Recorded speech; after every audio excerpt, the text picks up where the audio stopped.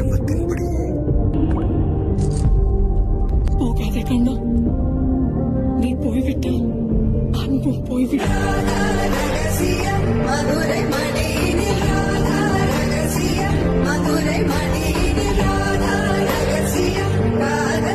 ராதையின் பெயருக்கு நீ கொடுக்கும் முக்கியத்துவம் மனதால் கொடுப்பதா, மாயம் செய்ய கொடுப்பதா? கிருஷ்ணனின் அடையாளம் நீதான்.